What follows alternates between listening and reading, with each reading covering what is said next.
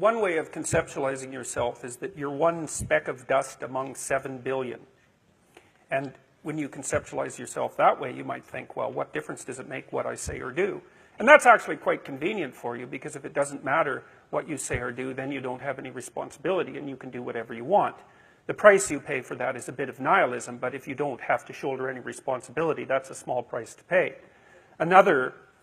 That's the underground motivation for nihilism. But the other way of looking at it, and this is actually the accurate way of looking at it, is that you're in a network. You're a node in a network, and so you can do a little bit of arithmetic very rapidly and just figure out how powerful you are. You know 1,000 people. You're going to know more than that over the course of your life, but let's say 1,000 for the sake of argument for now. They know 1,000 people. That means that you're one person away from 1,000,000 people and 2 persons away from 1,000,000,000 people.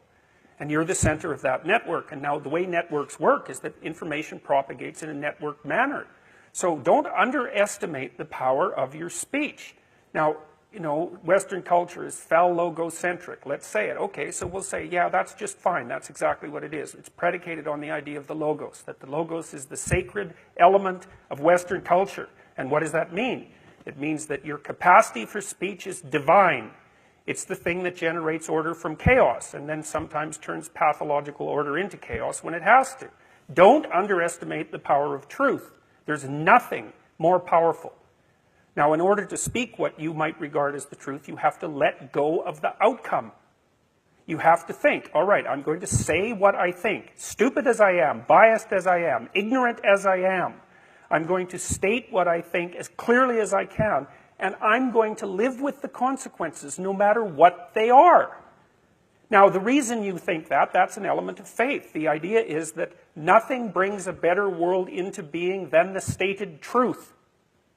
Now, you might have to pay a price for that, but that's fine. You're going to pay a price for every bloody thing you do and everything you don't do. You don't get to choose to not pay a price. You get to choose which poison you're going to take. That's it. So if you're going to stand up for something, stand up for your truth. It'll shape you, because people will respond and object and tell you why you're a fool and a biased moron and why you're ignorant. And then if you listen to them, you'll be just that much less like that the next time you say something. And if you do that for 5 years, you'll be so damn tough and articulate and able to communicate and withstand pressure that you won't even recognize yourself. And then you'll be a force to contend with.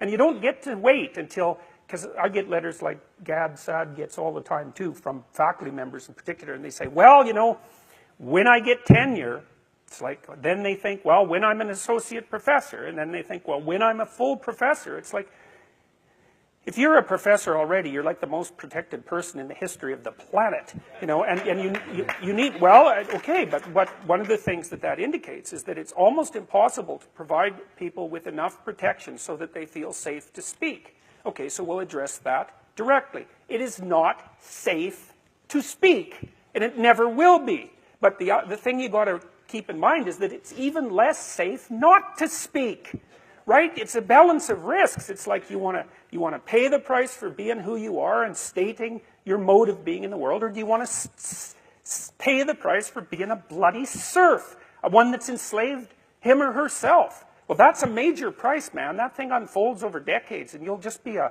miserable worm at the end of about 20 years of that, right? No self-respect, no power, no ability to voice your opinions, nothing left but resentment because everyone's against you, because of course you've never stood up for yourself.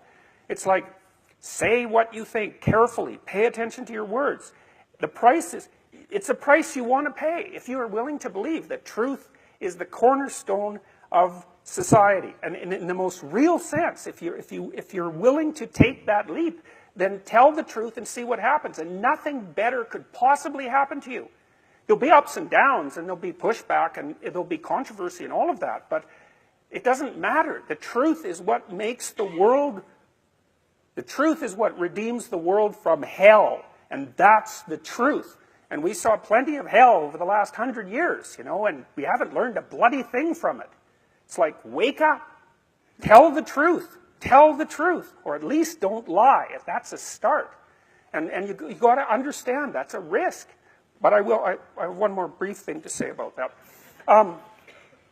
So, you know, I said what I had to say back in September, and I'm sure that I could have done it better, and many people have told me how I could have done it better, although it didn't mean they would actually do it, but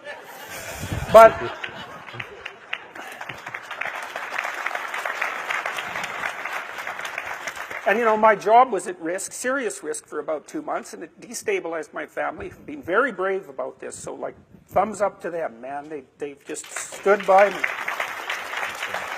But here's the optimistic news, is the university has left me alone completely. I shook hands with the dean 2 weeks ago. We're on friendly terms. They don't want this to go any farther than it has already. The students were tremendously welcoming when I came back to teach in January. I haven't had a single negative incident at the university. And I've received thousands of letters from people all over the world, all of which have been in support. I've received 2 negative letters. That's it. 2. So the people have an inchoate longing to have the sort of thing that we're talking about articulated. And so don't be thinking you're alone. It's just that people can't talk, they're afraid to talk, or they don't know what to say. And those are real problems. So if you're reasonably articulate, like, start talking and sharpen yourself up. I mean, the enemy is a cloud. They're a cloud of gnats. They're only courageous in groups. They're only courageous in mobs. If you stand your ground and don't apologize and articulate things properly, they'll disperse around you like they're not even there.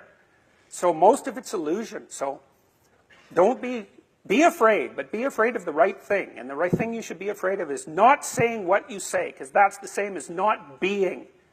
And here you are, suffering away. You might as well be at the same time. At least then there's something to you.